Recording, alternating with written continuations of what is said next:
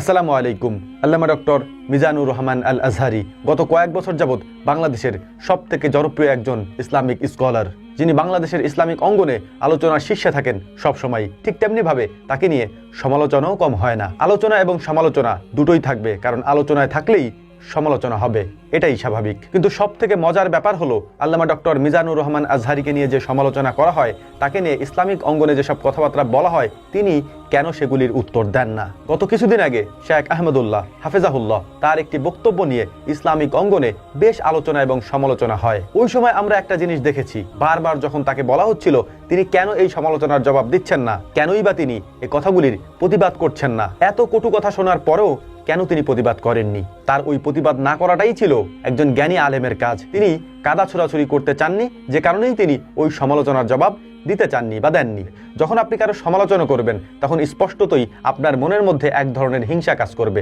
অবশ্যই আমি জানি তাদের কথাগুলির ব্যাপারে বা শব্দ চয়নের ক্ষেত্রে অনেক ভুল ত্রুটি থাকতে পারে। আমরা গত কয়েকদিন আগে লালমনিরহাটে, তারপর সিলেটের মাহফিলগুলিতে দেখেছি মানুষের উপচে পড়া ভিড় থাকে, এবং এই ভিড়গুলি অনেকের কাছে হিংসার কারণ হতে পারে, কারণ তারা মনে করতে পারে যে সে এই সব কথা বলে, তারপরেও মানুষ তার ওয়াজ মাহফিল কেন শুনতে যায়। একটা বিষয় আপনাদেরকে বলি, সেটা হচ্ছে সবার শব্দচয়ন, সবার কথাবার্তার ধরন এক না।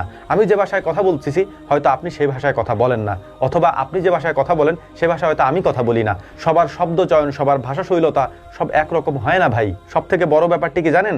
আমরা যাদেরকে নিয়ে সমালোচনা করছি যে তারা এই কথা বলেছে, সেই কথা বলেছে, যে কারণে আমরা তাদের সমালোচনা করছি, প্রতিবাদ করছি, তারা যে কথাটা বলে সেটা ইসলামেরই কথা, বা তারা ইসলামেরই ধারক বাহক, বা তারা ইসলামকেই প্রচার করছে। তাহলে আপনার মনের মধ্যে কি কখনো প্রশ্ন জাগে না যে এই সাধারণ কথাটা তারা কেন বলবেন? তারা কেন রাসূল সাল্লাল্লাহু আলাইহি ওয়াসাল্লামের শানে বেয়াদবি করবেন? তারাও তো জানে রাসূল সাল্লাল্লাহু আলাইহি ওয়াসাল্লামের সুপারিশ ব্যতীত তারা জান্নাতের সুঘ্রাণটাও পাবে না। তাহলে একজন আলেম হয়ে কেন তিনি রাসূল সাল্লাল্লাহু আলাইহি ওয়াসাল্লামের শানে বেয়াদবি করবেন?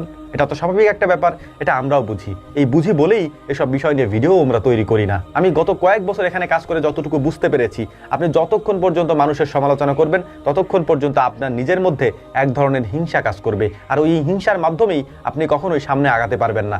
হিংসা মনের থেকে দূর করলে, মানুষের ব্যাপারে উদার হলে, তখনই দেখবেন যে আপনার মনের মধ্যে কাজ করার ক্ষেত্রে, কথা বলার ক্ষেত্রে একটা প্রবল ইচ্ছা তৈরি হবে। আশা করি আমার কথাগুলি বুঝতে পেরেছেন। যারা ইসলাম প্রচার করে, একটা কথা মনে রাখেন, তারা কখনোই ইসলামকে নিয়ে এমন কোনো কথা বলবেন না যেটাতে তাদের নিজেদের আমল এবং আখলাকের উপরে আঘাত আসে।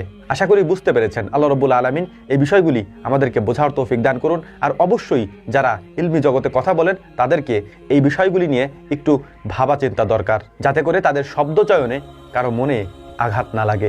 আশা করি আল্লাহ রাব্বুল আলামিন এগুলি আমাদেরকে বোঝার তৌফিক দান করবেন। ওমা তৌফিকি ইল্লা বিল্লাহ। নাসরুম মিনাল্লাহি ফাতহুন কারীব ওয়া আখিরু দাওয়ানা আলহামদুলিল্লাহি রাব্বিল আলামিন। আসসালামু আলাইকুম ওয়া রাহমাতুল্লাহি তাআলা ওয়া বারাকাতুহু।